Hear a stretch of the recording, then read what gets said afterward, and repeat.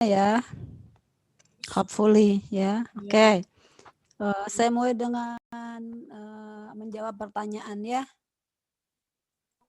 Pertanyaan dari Rizky Chandra. Mana Rizky? Mana Rizky?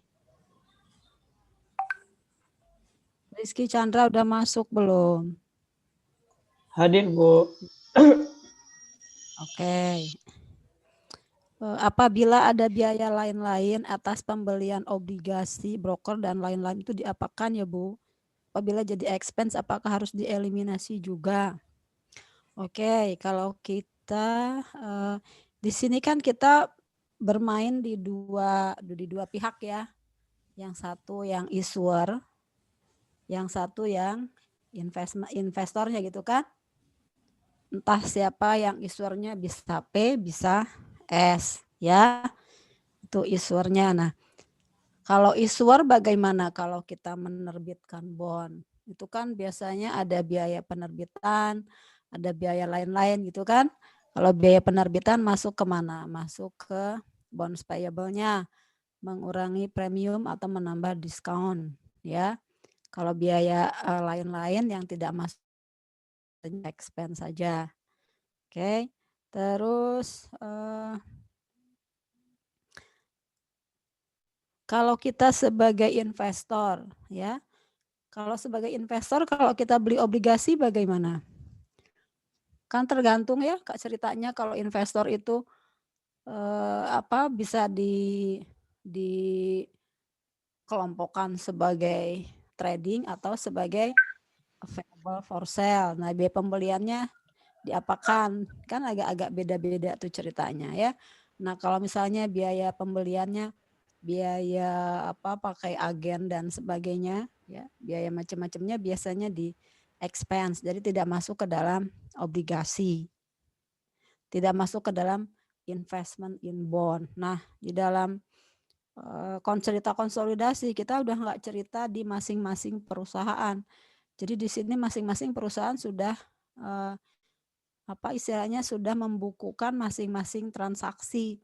Jadi kalau misalnya P yang menerbitkan bond, nanti di bukunya P itu di laporan keuangannya P itu ada bonds payable, ada interest expense, ada mungkin interest payable ya. Sementara untuk yang membeli di contohnya di sini adalah S, maka dia akan muncul dengan akun investment in bond, interest income, interest revenue sama interest receivable kan gitu.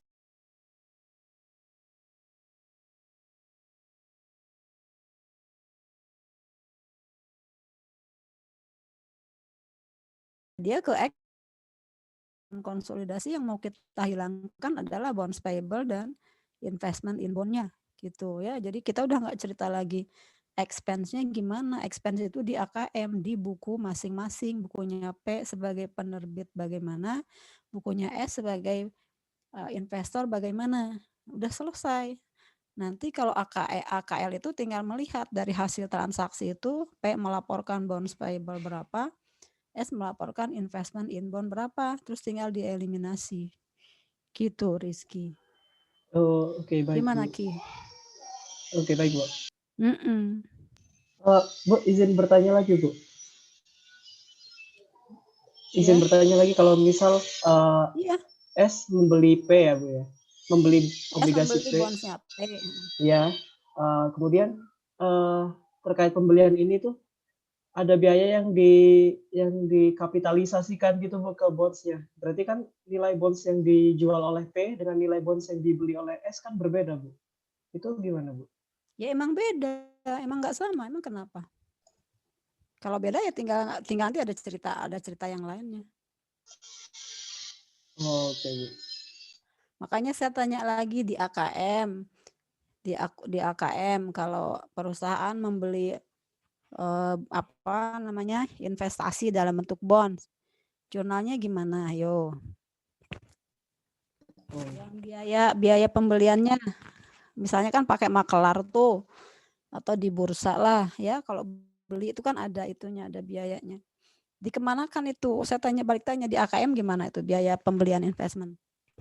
Di expense kan, Bu? Ada yang di-expense kan, ada yang masuk Ada yang dikapitalisasi, Bu. kapitalisasi, Bu. Yang dikapitalisasi yang mana? Yang direct. Yang apa? Yang berkaitan Yang mana yang dikapitalisir?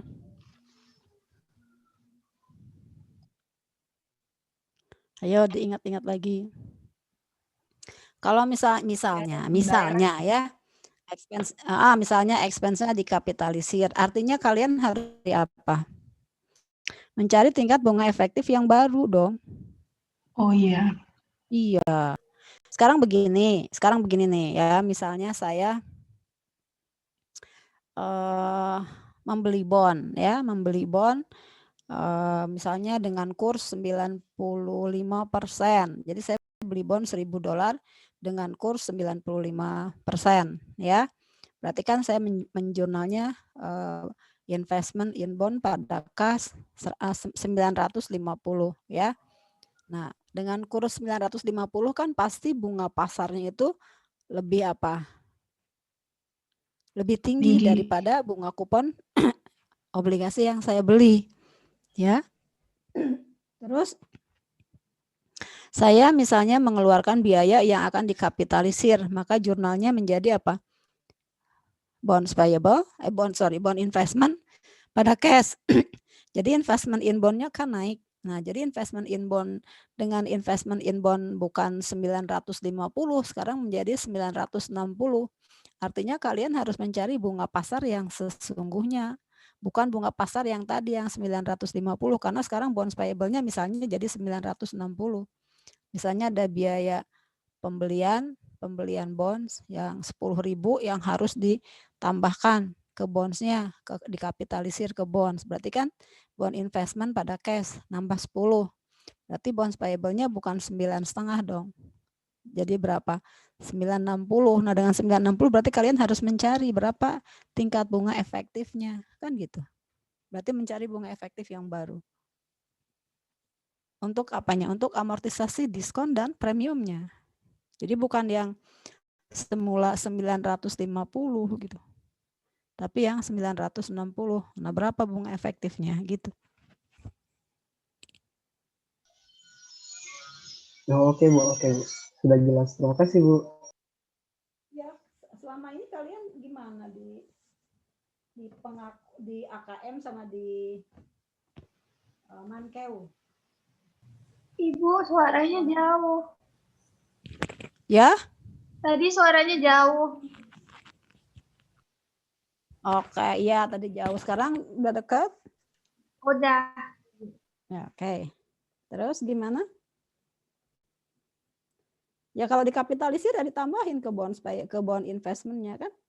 Berarti kalian mencari tingkat bunga efektif yang baru. Kan gitu. Iya, Bu. Terus eliminasinya ya, saya eliminasinya cuma investment in bond dengan bonds payable gitu. Nggak ada cerita expense lagi. Itu kan bukan urusannya konsol. Itu mah urusan perusahaan masing-masing ya. Oke. Terus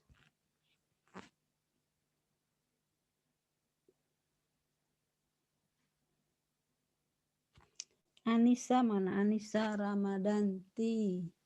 Saya, Bu. Oke. Saya masih kurang paham. Jadi pas buat jurnal eliminasi, pada saat tahun beli, bondsnya itu harus plus minus unamortized-nya dulu ya, Bu. Kan di dalam di AKM, kalian kan bonds payable itu sudah net ya? Iya. Sudah net kan? Iya.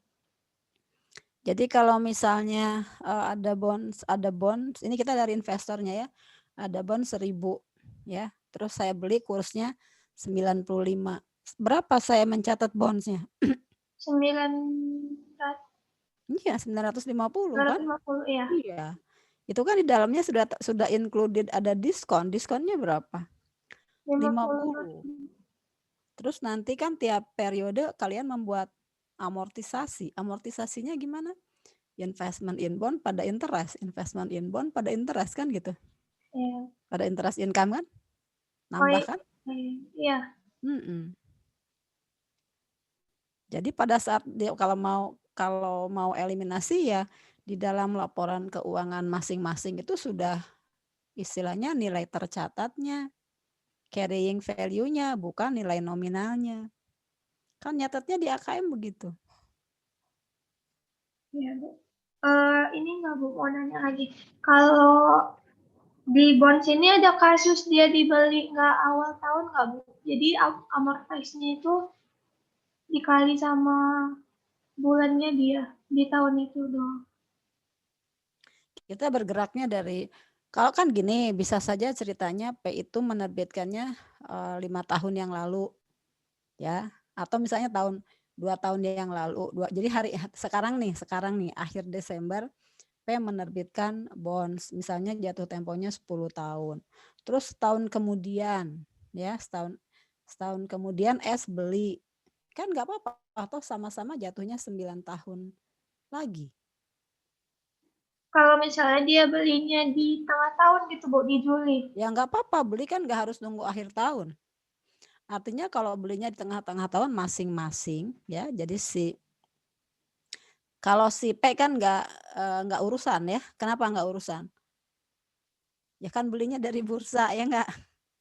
Oh, iya. Kalau P kan nggak, ya P kan ceritanya ke bursa. Ini kan P jual ke bursa ya. Terus setengah tahun kemudian S beli kemana? Belinya ke bursa. Kan tinggal waktu S beli itu ya, kalau sudut pandang konsol ya. Kalau sudut pandang konsol, jadi 6 bulan ke depan itu kita harus menghitung carrying value dari bonds payable-nya P. Terus nanti dikurangkan dengan investment in bond pada saat beli itu, pada saat beli berapa gitu. Pada saat beli itu, waktu beli 6 bulan kemudian itu tinggal dilihat aja belinya dengan harga berapa. Iya. Terus kita konsolnya pada saat itu mau menghitung berapa gain atau loss-nya, constructive gain loss-nya, ya harus dihitung. Pada saat dibeli oleh S itu, carrying value-nya P berapa gitu. Mana tadi yang nanya? Iya, Bu, paham, Bu. Anissa. Jadi Anissa ya, jadi harus ini harus ngitung kalau mau mencari gain loss-nya. Pakai carrying value yang di tahun tersebut ya, Bu? Iya. Carrying value-nya ya, jadinya si P itu ya P biasa aja kayak bikin, jadi kalian kayak bikin tabel buat si P bagaimana mengamortisasikan premium dan diskon supaya nanti bonds payable-nya pas akhir masa itu sama dengan face. Ya, paham, Bu, makasih. Oke.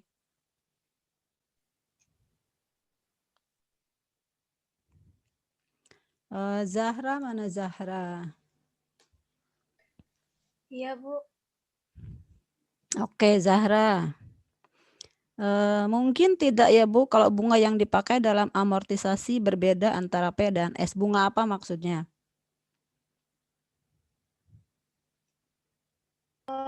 Bunga efektif. Bunga apa?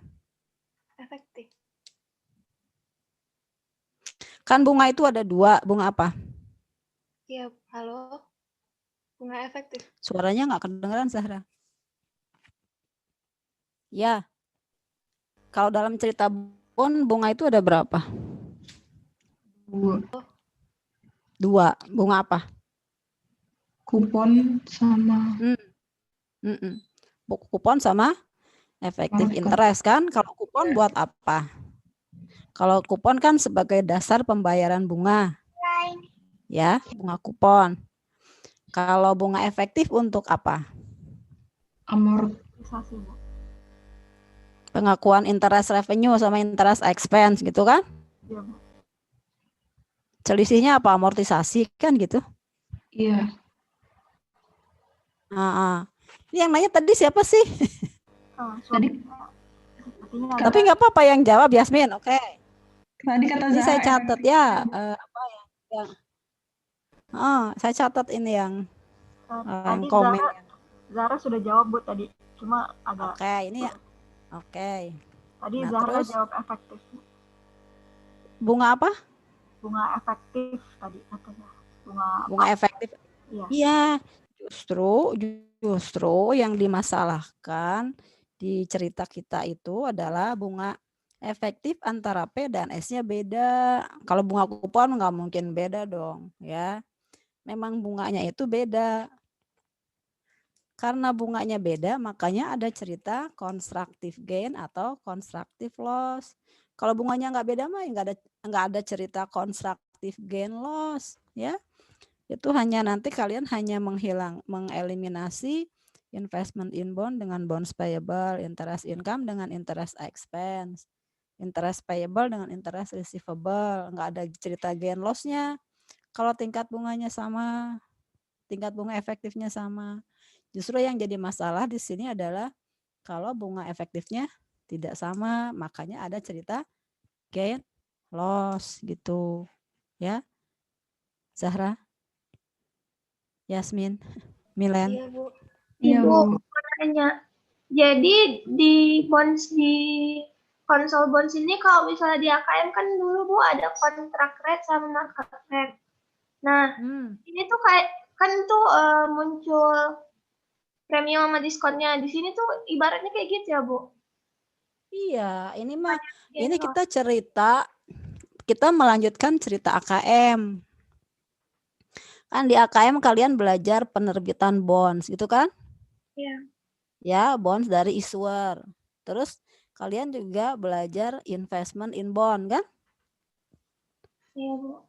Nah, ya enggak?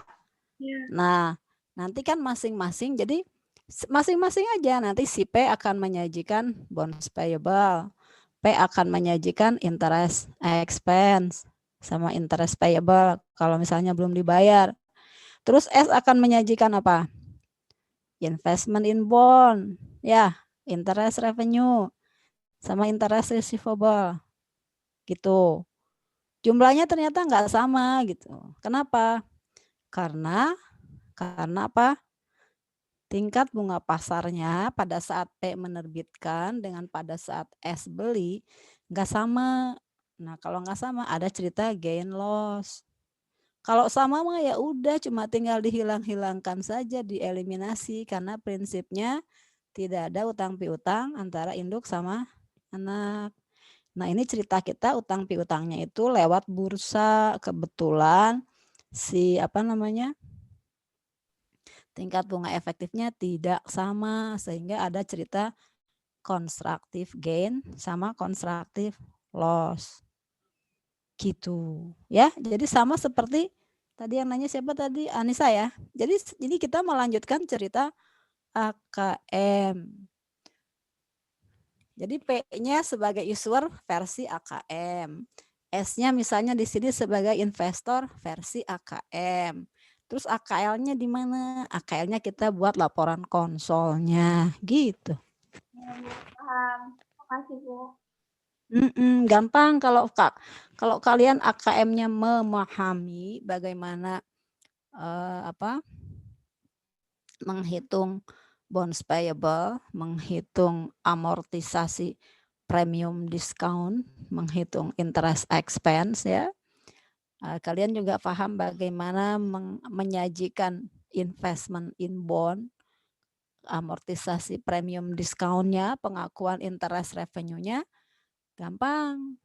Kita tinggal mengeliminasi dan mengakui adanya gain loss gitu aja.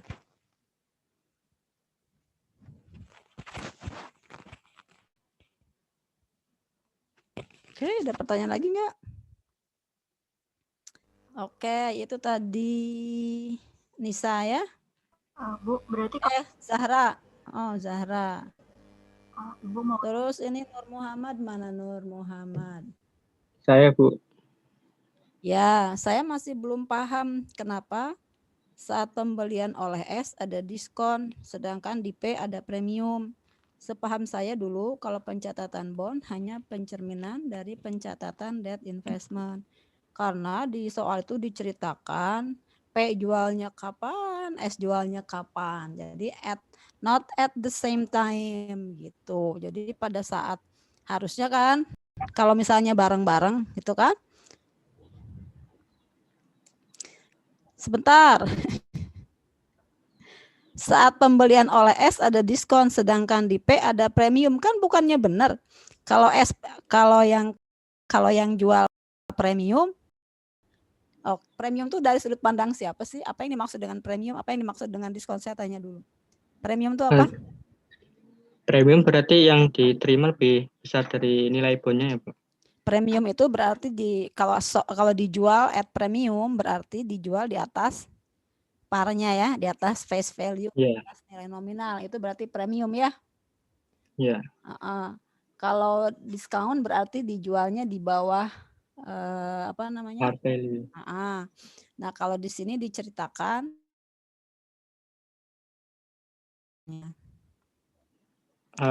kalau saya lihat di buku ajar, Bu, itu kan si S beli tahun 2010 dan dia itu dapat diskon.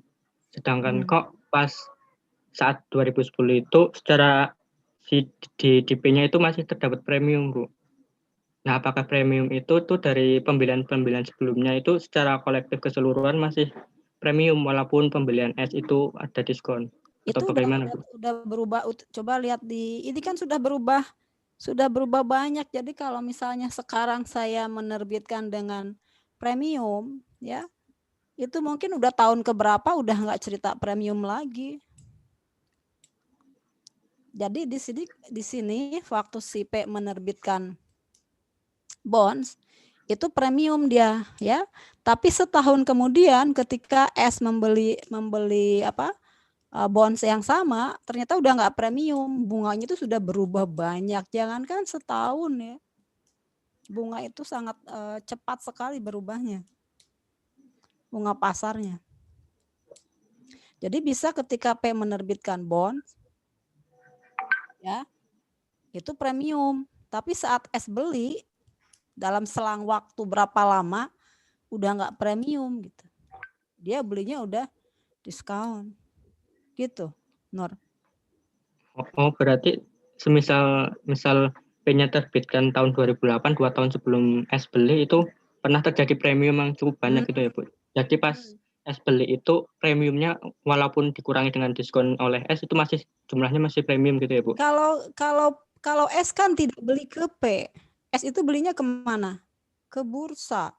Jadi kalau si P itu misal P tadi kan masih premium, P itu asik dengan premiumnya. P itu asik dengan dia mengamortisasi premiumnya. Udah nggak lihat-lihat pasar, ya. P itu pada saat pertama kali dia menerbitkan, kan dia menjurnal kas pada bonds payable, ya, 10 juta, misalnya 10 juta 100 di contoh itu. Itu premium. Dia nggak lihat lagi di pasar. Nah, dia selalu amortisasi premiumnya. Kan gitu. Sampai nanti bonds payable-nya menjadi 10 juta. Ya, jadi bonds payable-nya kan akan didebat gitu kan. Nah, itu ceritanya si P. Ya. Nah, terus cerita yang lain lagi S, setahun kemudian S beli ke pasar, suku bunga di pasar itu sudah tidak seperti saat P menerbitkan bond. Jadi udah berubah. Jadi ketika S beli udah nggak premium, ternyata malah diskon. Gitu. Oh, Bu. Iya, dia nggak beli ke S. Ke S premium enggak, dia beli ke bursa suku bunga untuk surat berharga yang dia beli itu udah nggak premium, itu sudah berubah. Oh, berarti itu yang 10 juta. Ya. Berarti yang 10 juta itu sebenarnya udah kejual semua, Bu. Jadi si S itu belinya dari pasar udah ke sekunder. Bursa. Ya, jadi si P itu udah ke bursa. Dia udah jual, kan waktu jual juga bukan 10 juta 100 ya. Lebih dari itulah. Itu kan udah posisi tahun keberapa itu 10 juta. 10 juta 100. Sebelumnya ya nggak segitu, sebelumnya pasti lebih tinggi dari itu premiumnya. Hanya saja pas saat S beli ke pasar, beli obligasi si P itu tingkat bunganya sudah jauh berubah. Sehingga dia membeli kursnya menjadi 95%. Kalau premium itu kan kalau bunga kupon lebih tinggi daripada bunga pasar gitu kan? Premium bunga kupon. Kalau dari segi issuer. Iya. Kalau issuer kan kalau bunga Kalau kita memberikan bunga yang lebih besar, orang kan tertarik tuh. Ya, jadi saya akan jual pasti di atas nominalnya. Itu namanya premium, ya. Nah, mungkin waktu si S beli, ya, itu bunga pasar sudah tinggi. Jadi bond si P itu udah nggak terlalu menarik. Makanya dijualnya at discount ke si S. Bukan P loh yang jualan. Dia belinya Iya, ke Bu, iya. bursa. Iya. Di pasar sekunder ya. gitu ya, Bu. Oke. Terima kasih, Jadi Bu. nggak ke P. Oke, ya. Sepaham saya dulu kalau pencatatan bonds hanya pencerminan dari pencatatan. Itu kalau belinya bareng-bareng, ya. Iya, dari Jadi itu, kalau Bu. misalnya Kayak jadi bingung. Iya, jadi kalau misalnya P menerbitkan bond, S beli, nah S beli itu cuma yang satu bonds payable, yang satu bond investment dengan jumlah yang sama, ya kan? Iya. Kalau belinya sama. Nah, kalau ini ceritanya dia nggak beli ke P, dia belinya ke bursa. Dan tidak pada saat yang sama, mungkin sudah beberapa tahun lewat baru beli atau beberapa saat. Pokoknya tidak pas saat P jual gitu ya.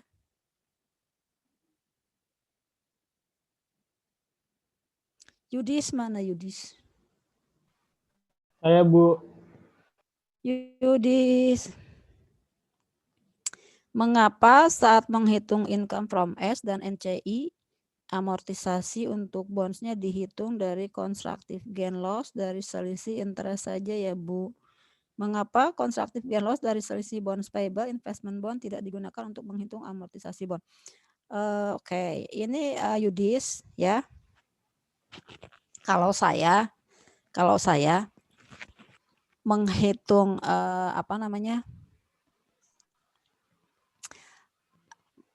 kalau di bonds itu kan kita mengakui gain ya, terus nanti gainnya pelan-pelan dihilangkan, atau kita mengakui loss, nanti lossnya pelan-pelan dihilangkan. Nah, kalau saya menghitungnya bukan hanya dari selisih interest, itu justru kadang-kadang di tahun keberapa gitu itu jadi nggak balance ya.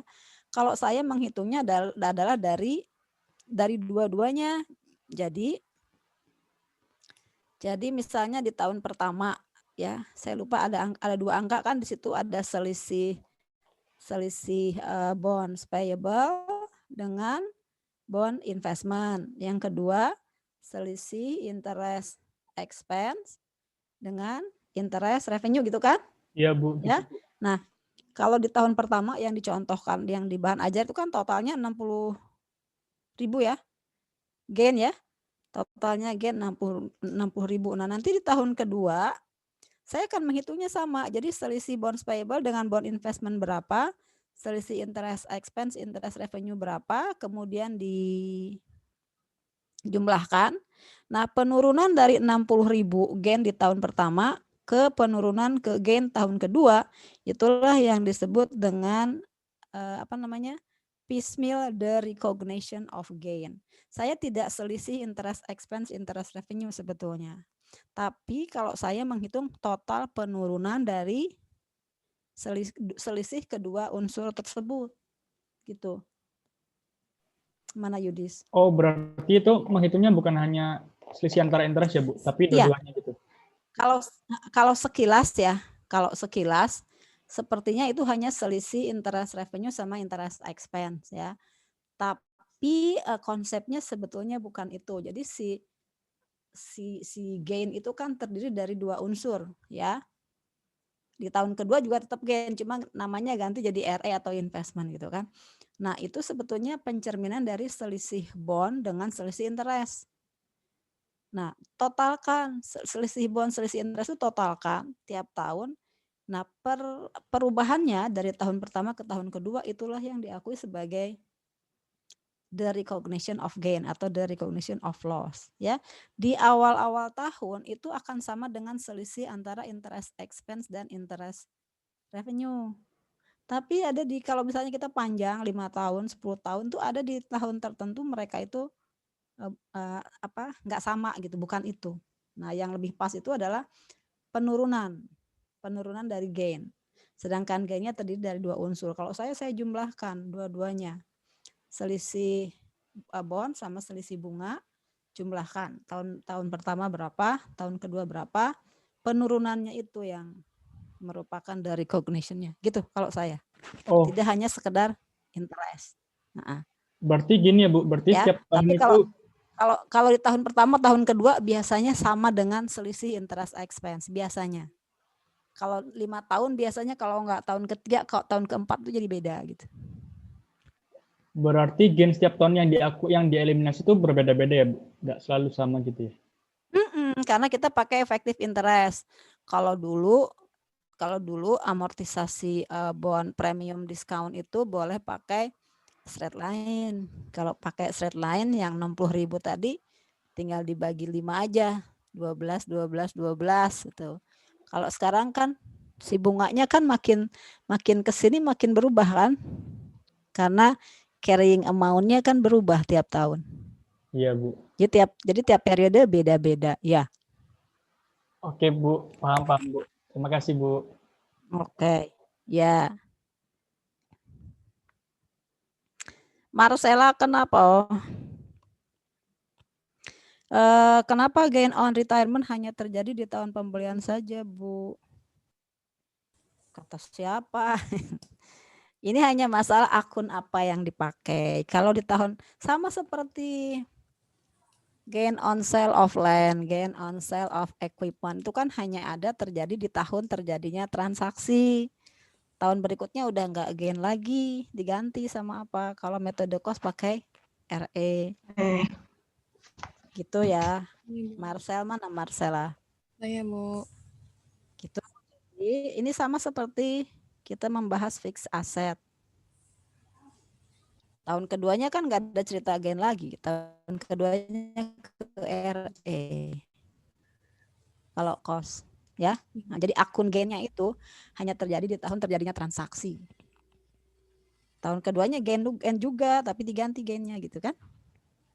Ganti sama RE-nya. Makasih Bu. Udah habis tuh pertanyaannya. Ada yang mau tanya lagi?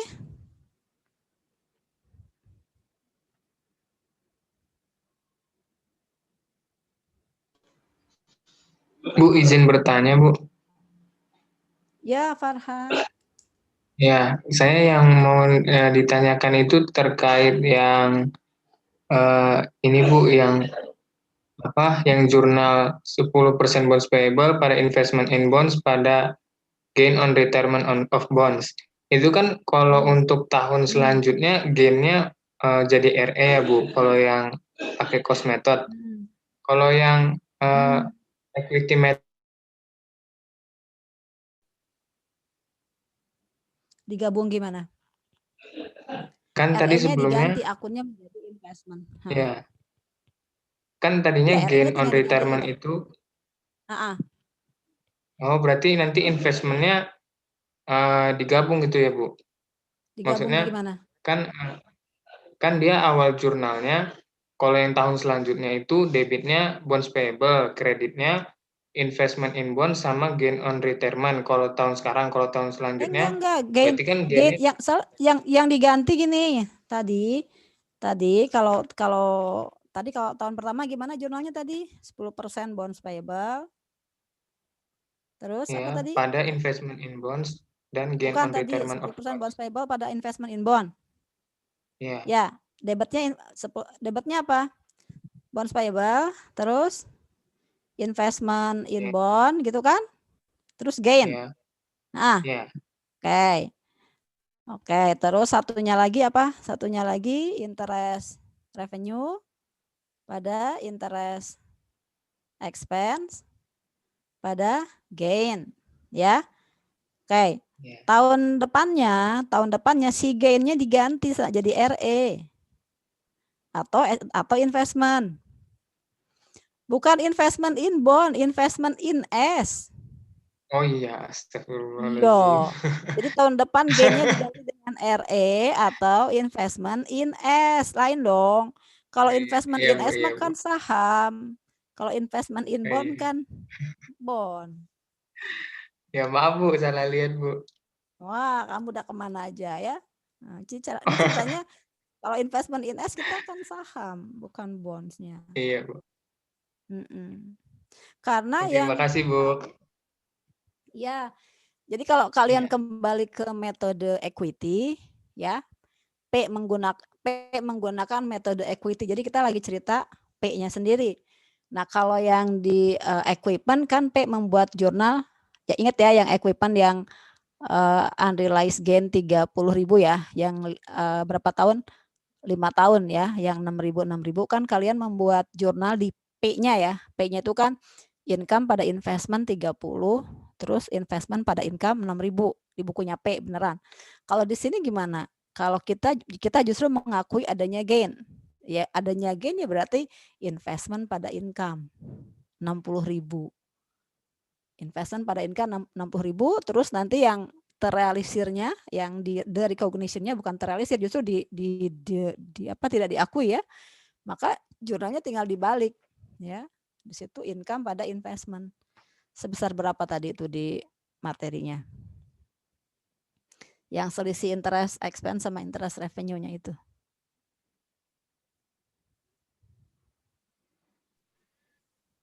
Gitu ya. Iya, Bu. Tadi siapa yang nanya?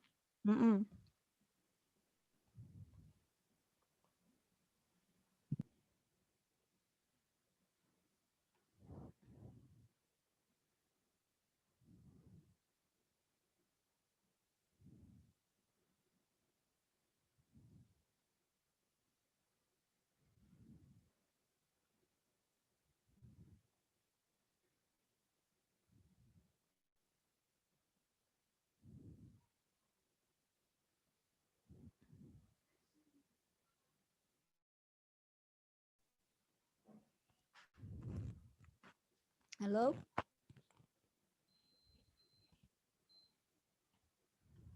Halo, Bu. Ada pertanyaan lagi?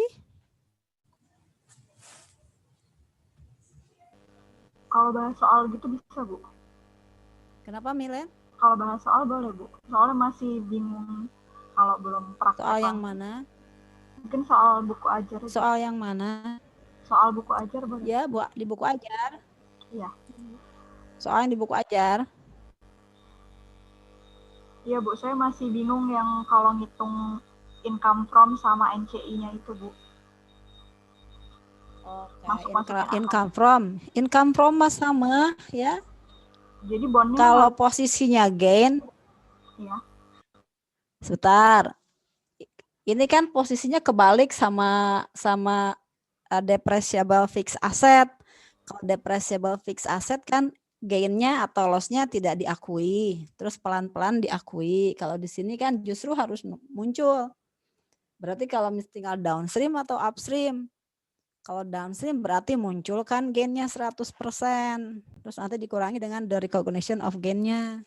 Gitu. Kalau loss kurangi dengan loss 100%. Nanti tambah dengan the recognition of loss-nya. Kalau upstream ya sama, tinggal masukin aja ke dalam kurungan kan gitu. Ntar saya cari dulu ininya.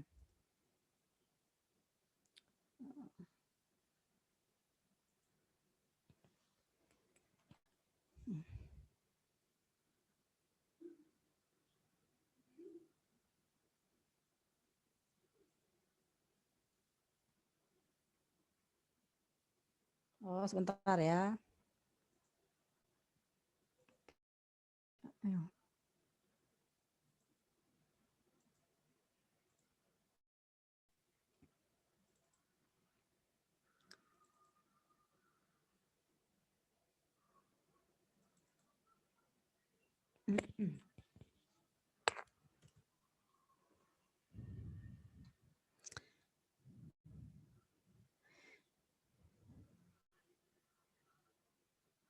Oh, oke.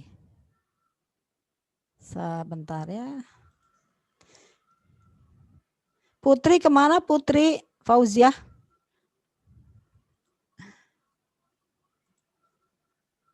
Oke. Share screen.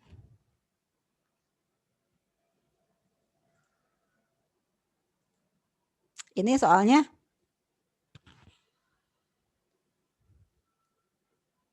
Milen, ini soalnya sama nggak dengan yang ada di bukunya Sama, kalian? Bu, 80%. Ya, sama, Bu.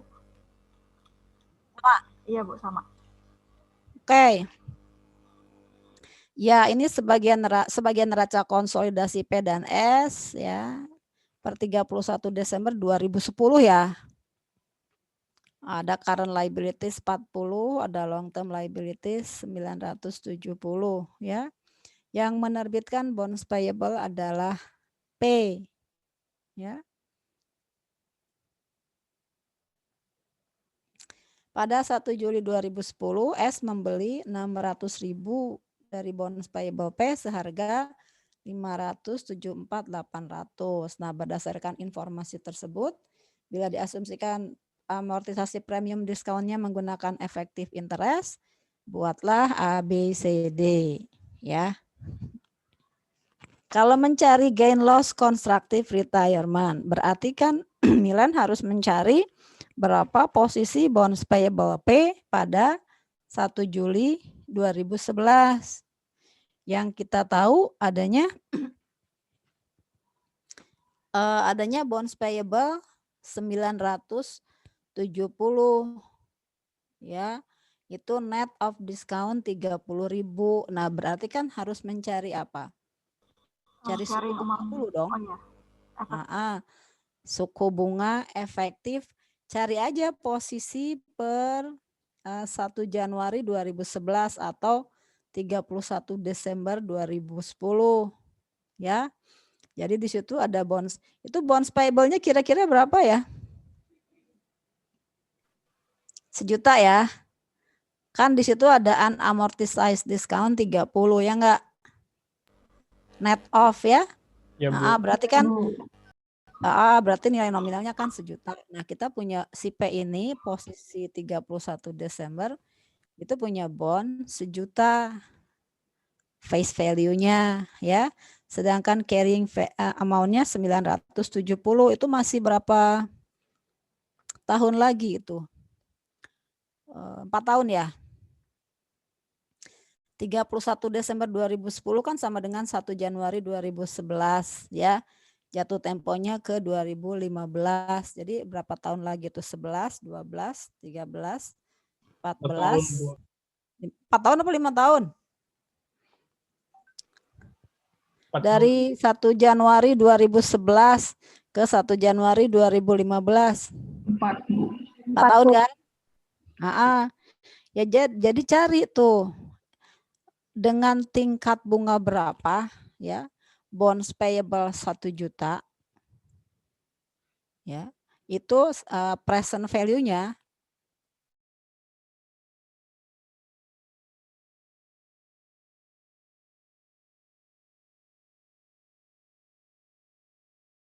tapi juga pakai apa?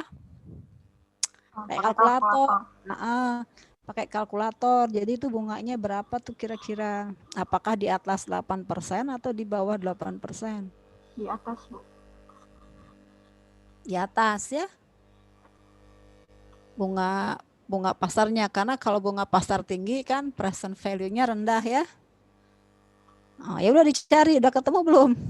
Nah, kalau udah ketemu tingkat bunga efektifnya, berarti Milen bisa mencari berapa posisi bonds payable-nya P pada saat 1 Juli gitu. Ya, kan tinggal mencari tuh. Misal, saya berapa ketemunya? Udah dicari belum? 8,92, Bu. Nah, kan berarti nanti di posisi 1 Juli pasti lebih dari 970 ya. Tinggal, ya kan? Tinggal mencari, berarti nanti posisi per 1 Juli kan berarti setengah tahun tuh amortisasinya. Itu berapa tahun ininya? Dalam setahun berapa kali? Dalam setahun berapa kali bunganya? 2 kali, Bu. 2 kali. Ya. Tadi dapatnya berapa? 9, berapa? 8,92. 8,9 bunga efektifnya ya. Berarti tanggal 1 Juli kan bikin apa interest expense ya. Kayak interest expense-nya kan 8,9% kali setengah ya.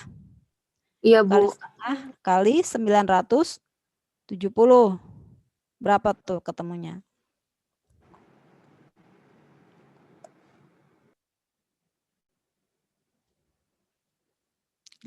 Itu dibulatin ya, 8,9/100. Dikali setengah ya, kali 0,5 dikali 970.000. Ketemunya 43 ya. Jurnalnya gimana? Interest expense 43.165. Terus Interest liability. Cashnya berapa? Cashnya 40.000. Cashnya 40.000. Bonds payable di kredit berapa? Oh ya, bonds payable-nya 3201. 3165. Ya. Nah, jadi berarti posisi bonds payable ya pada 1 Juli 2011 itu adalah 970.000 ditambah dengan 3165 gitu kan? Iya, Sama Bu. dengan 973.165 ya. Oke, itu dibelinya oleh S berapa itu dia belinya? 600.000. 600.000 dari sejuta berarti kan 60% ya. 60%-nya kan bonds yang dibeli itu ya. Nah, Iya. jadi kalau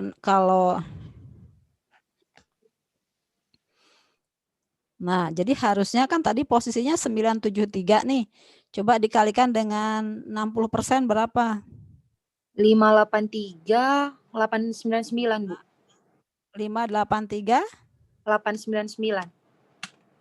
899. Oke. Terus dilunasi dibeli dengan harga berapa? 574.800, Bu. Dia laba atau rugi?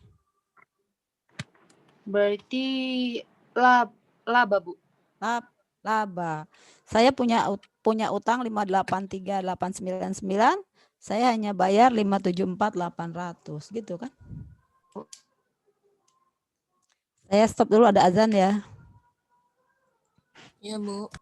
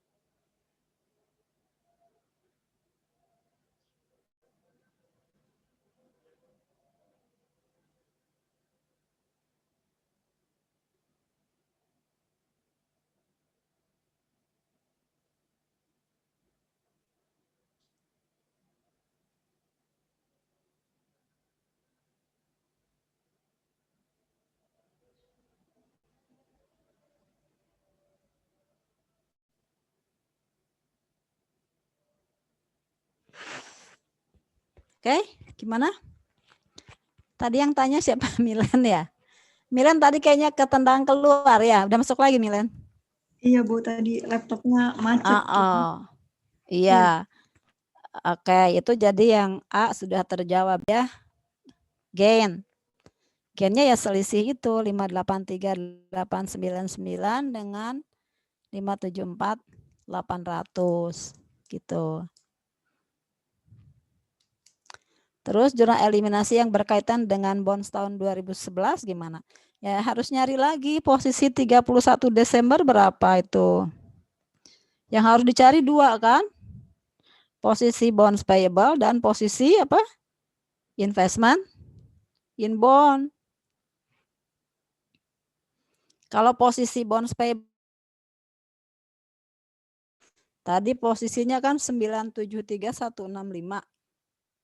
Tinggal dicari aja 973.165 dikali berapa? Kali 0, bunganya berapa tadi? 89.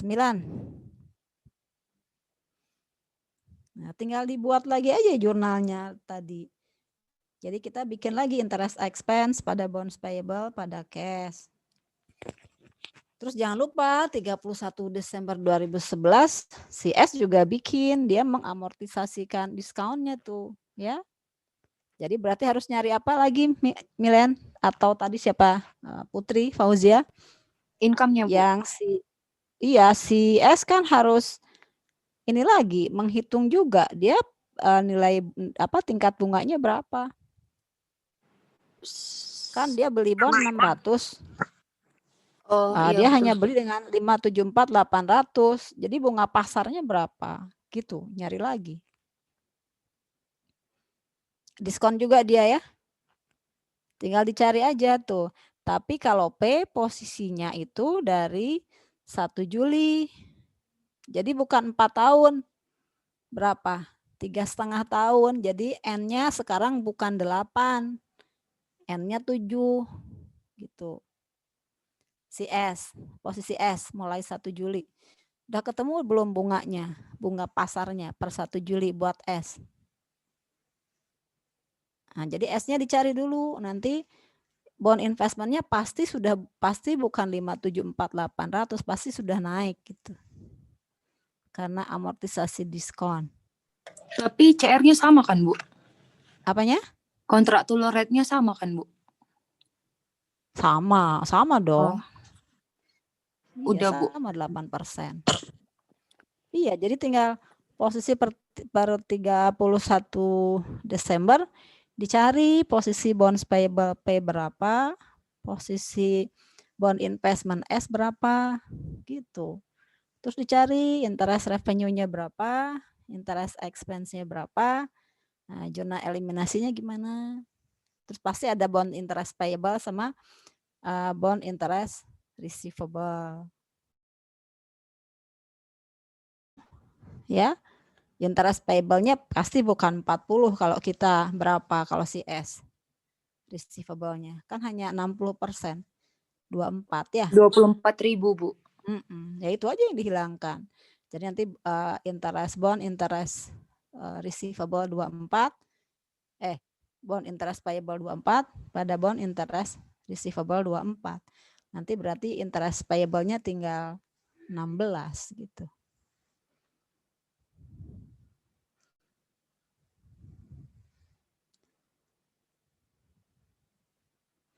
Consolidated bond interest expense berapa? Yaitu adalah berapa? 40% kali total interest expense yang dilaporkan oleh P. Kenapa? Karena yang 60% kan dieliminasi dengan interest revenue-nya S, ya. Consolidated bonds payable berapa? Sama aja itu, ya. Tinggal berapa? 40% kali posisi bonds payable-nya P. Karena yang 60%-nya dieliminasi dengan investment in bond gitu.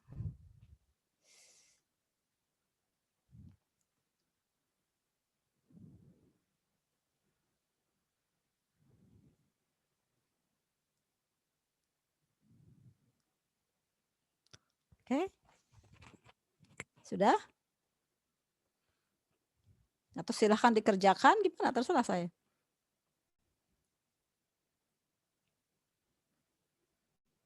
Bu, saya masih bingung sebenarnya Bu, yang tadi Ibu omongin sama Yudis Bu. Apanya Karena menurut saya ya Bu, kalau misalnya itu kan Ibu bilang tadi kan apa ya tadi Ibu bilang? Tadi Ibu bilang kalau nggak salah itu kan perubahan gen pertama sama perubahan gen kedua kan Bu. Perubahan apa? Gen pertama sama perubahan gen kedua Ibu bilang. Untuk tahun selanjutnya saya masih bingung Bu, karena misalnya gen pertama itu kan kalau misalnya di Solid itu kan 60.000 gitu Bu. Terus Ibu bilang tadi itu kan gen itu ada 2 ya Bu. Selisih bond sama selisih interest gitu ya Bu. Nah, berarti selisihnya berarti gen kedua itu gimana Bu?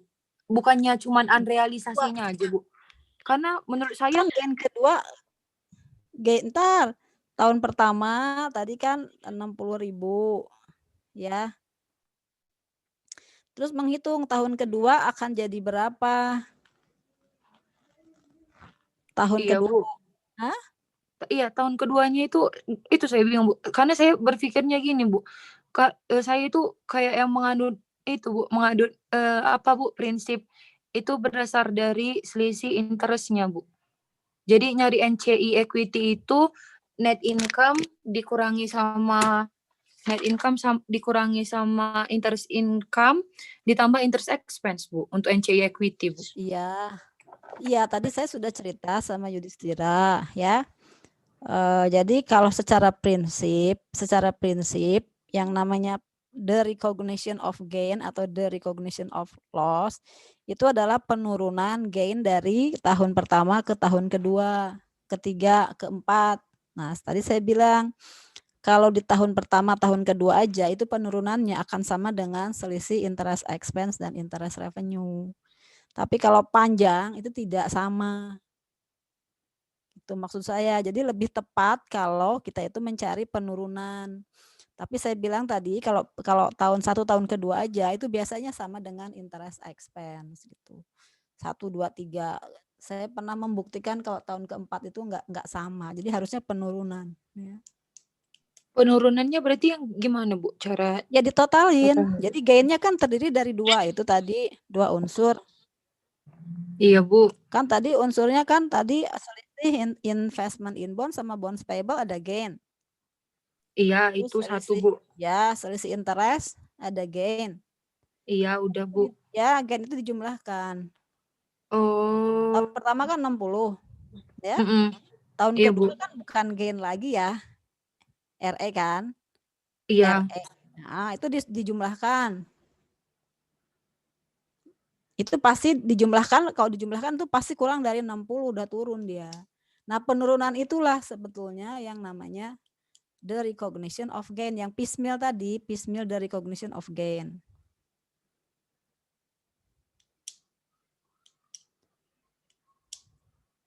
Nah, itu penurunan itu kalau di tahun pertama, tahun kedua itu biasanya sama dengan interest expense. Selisih antara interest expense dan interest revenue. Gitu, Putri. Baik, Bu. Nanti saya coba kerjakan. Nanti coba ya saya carikan saya agak lupa di mana saya naruh filenya. Jadi saya membuktikan bahwa memang di tahun pertama kedua itu penurunan itu akan sama dengan selisih bunga gitu. Tapi ada di tahun keberapa itu yang tidak sama gitu ya. Jadi nggak klop. Jadi kalau saya menjumlahkan total selisih interest expense selama 5 tahun itu tidak sama dengan 60.000 gitu. Tapi kalau saya ikuti penurunan itu sama dengan 60.000. Tadi kan total gainnya 60 kan? Ya. Selama 5 tahun kan kita mengakui kalau tadi pakai selisih interest expense itu kalau 5 tahun dijumlahkan itu tidak akan sama dengan 60.000. Tapi kalau saya mencari penurunan dari 60 turun berapa, itu akan sama dengan 60.000. Gitu ya. Nanti saya carikan, saya share di WA group itunya pembuktiannya ya. Kalau sekarang nyari file dulu lama gitu. Gitu Putri. Baik, Bu. Ngerti ya maksudnya? Jadi Iya, kalau Bu. kalau kan tadi total gain 60 Iya, ya. Bu. Nah, kalau total gain itu kemudian dikurangi selama 5 tahun. Nah, selisih kalau misalnya hanya dari selisih bunga saja, kalau ditotalkan itu lebih dari 60.000 gitu loh. Baik, Padahal Bu. kan total gainnya 60. Iya. Saya pernah membuktikan itu. Tapi Tapi mungkin nggak, Bu, kalau soal menghitungnya tuh ujian. selisih, jadi tahun pertama. Tapi kalau soal ujian, Bu, Ya, biasanya sampai kan 5 biasanya tahun. tadi saya Atau 1-2 tahun aja, Bu, biar nggak usah itu, Bu. kalau 5 tahun biasanya enggak, kalau 5 tahun biasanya hanya sekedar membuat tabel amortisasi biasanya. Oh, baik, Bu. Biasanya sih karena waktu kan kita ujiannya nggak hanya bond ya, ada land, building, ada nanti perubahan kepemilikan gitu kan, jadi banyak. Ya ya kalau ketemu soal ya kerjakan semaksimal mungkin, semampu mungkin gitu ya. Gitu ya. Kalau tadi makanya saya bilang kalau secara konsep harusnya itu adalah penurunan gitu. Tapi kalau tahun pertama, tahun kedua itu biasanya si penurunan itu sama dengan selisih interest expense dengan interest revenue gitu, Put. Fauziah. Saya kok selalu manggilnya Putri ya. Baik, Bu. Baik, Bu. Saya coba nanti, Bu. Soalnya masih belum latihan soal juga, Bu. Jadi ya, masih nanti saya lihatin ya. Ya, Bu. Ada lagi?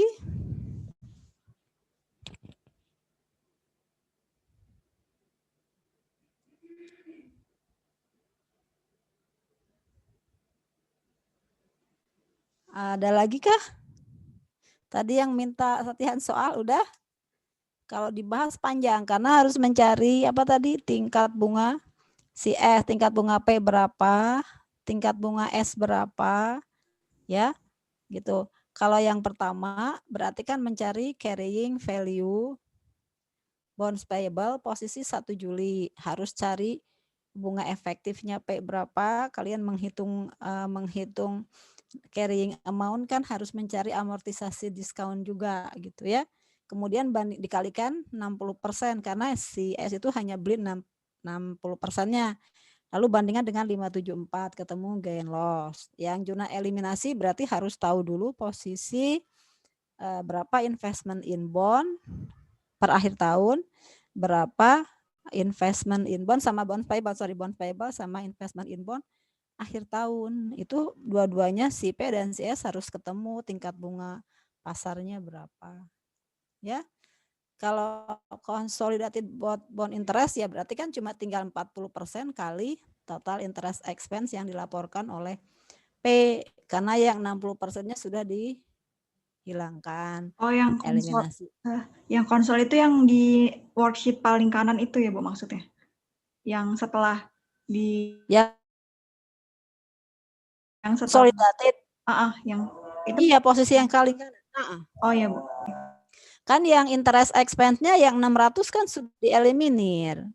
Bonds payable juga tinggal 40% kan kali carrying value-nya karena yang 60% sudah dieliminir dengan bond investment gitu. Ya, paham, Bu. Yang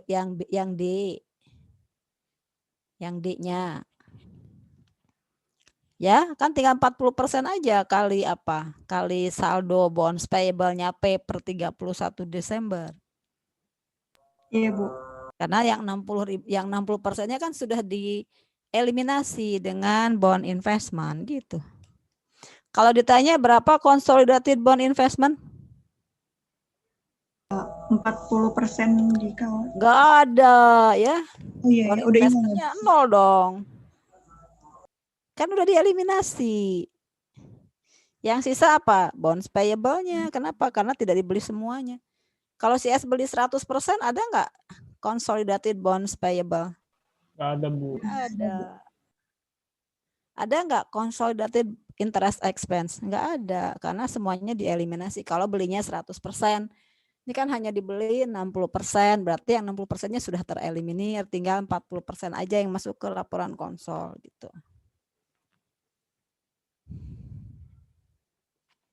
Ya.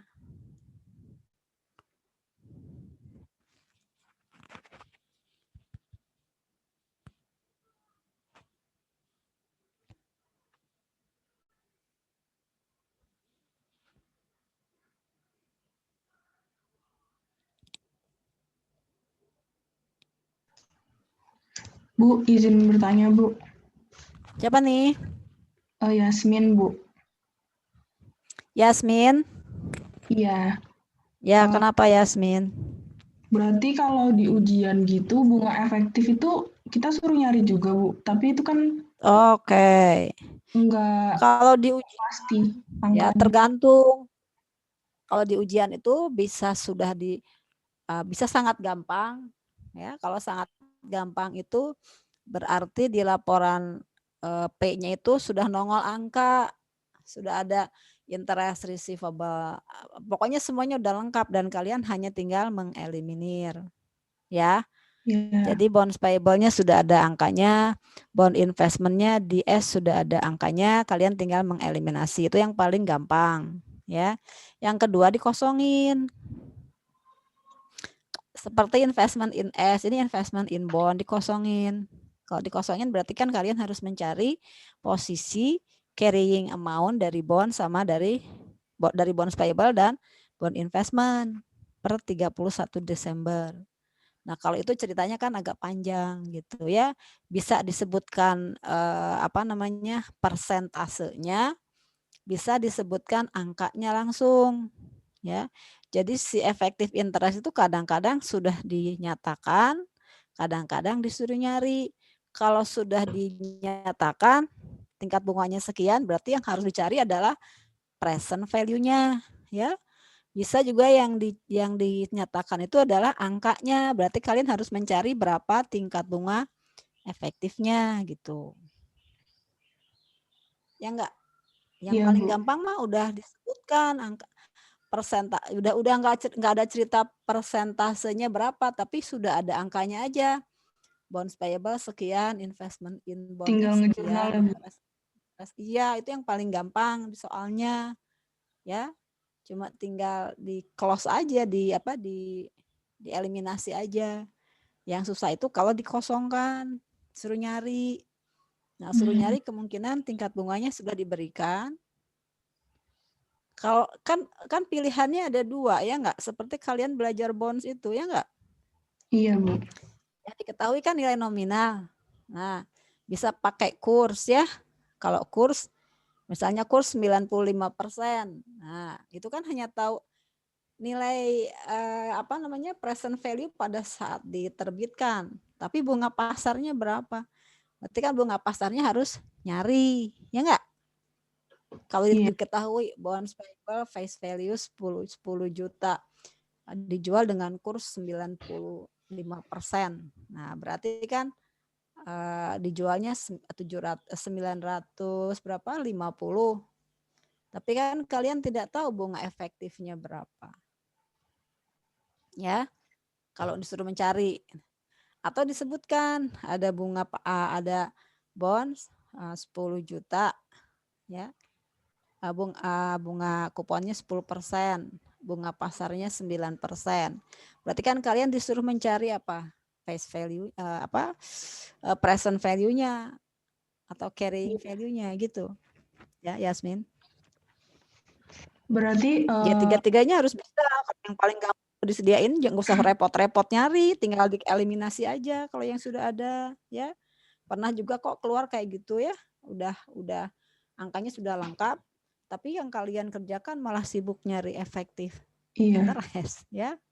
Takutnya gitu, Bu. Jadi ya siap-siap aja dengan yang paling mudah dan yang paling susah. Kalau yang paling susah berarti disuruh mencari persentase bunga efektif atau disuruh mencari carrying value of the bond, ya, bonds payable atau bond investment yang dikosongkan di laporan keuangan masing-masing. Jadi di worksheet-nya itu dikosongkan, itu yang harus dicari, gitu. Iya, dilengkapi Bu. dulu gitu. Ya. Oke. Tapi itu pakai kalkulator gitu nggak apa-apa kan, Bu? Pakai kalkulator lah, nggak mungkin kita nggak pakai kalkulator ya. Yang nggak boleh kan HP. Nah, kalkulator berarti kalian harus belajar mencari tingkat bunga efektif, jangan pakai interpolasi kayak saya, itu lama, harus mulai bisa belajar langsung ya. Di itunya kan saya kasih Linknya. Rumus ya? Iya, Bu. Di bahan ajar seingat saya ada rumusnya. Oke, Bu. Baik, Bu. Terima kasih. Oke, masih ada?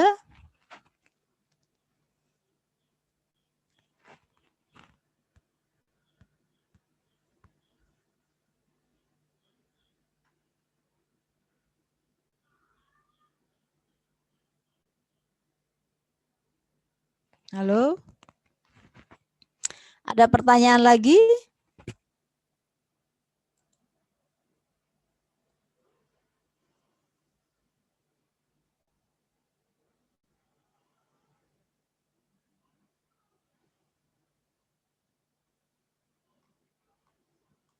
Sudah? Tidak ada pertanyaan? Masih memahami, Bu. Oke, kalau nanti kan dilanjutkan bagaimana kalau metodenya equity, terus kalau upstream bagaimana, ya? Kalau apa namanya? Kalau untuk di tahun berjalan kan tidak ada masalah, mau downstream mau upstream sama aja. Yang ada masalah itu adalah ketika tahun kedua, ya. Ketika kalau upstream itu baik cost maupun equity, atau RE ataupun investment in S-nya itu harus dibagi dua. Kalau upstream tahun kedua, ketiga dan selanjutnya sama aja ya. Terus ketika kalian menghitung income from S, NCI expense ya, ingat ya. Kalau depreciable asset kan gain-nya itu dihilangkan. Terus ditambah dengan recognize tahun pertama. Kalau untuk bonds justru gain-nya itu kelihatan, gain-nya muncul dulu, loss-nya muncul dulu. Terus dikurangi dengan the recognition of gain atau loss. Jadi di dalam laporan konsolidasinya nanti akan ada akun di tahun terjadinya transaksi akan muncul gain, constructive gain atau constructive loss di laporan konsol. Kalau yang depreciable asset nggak ada. Kalau ini justru harus ada, gitu ya. Oke. Kalau tidak ada pertanyaan, terus saya mau ngeliatin aja gitu. Dari WA. Mana? Mau lanjut di WA group atau tetap di Zoom saya nunggu pertanyaan lagi?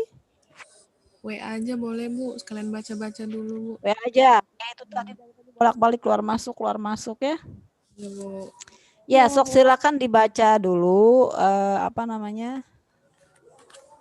ya kalau kalian misalnya mengerjakan soal susah juga boleh langsung aja di WA group ditanya ya, tinggal di foto aja terus gimana gitu ya, kesulitannya di mana. Jadi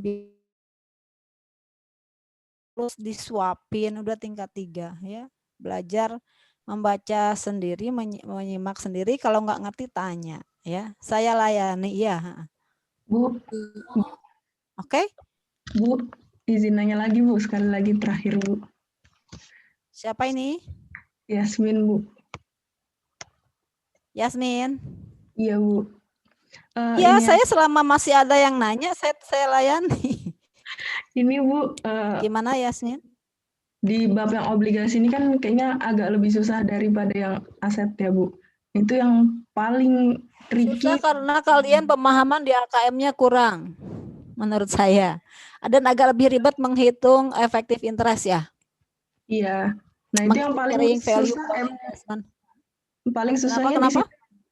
Paling susahnya di situ ya. Jadi tingkat kesusahannya tuh begini. Yang susah nih ya. Kalau misalnya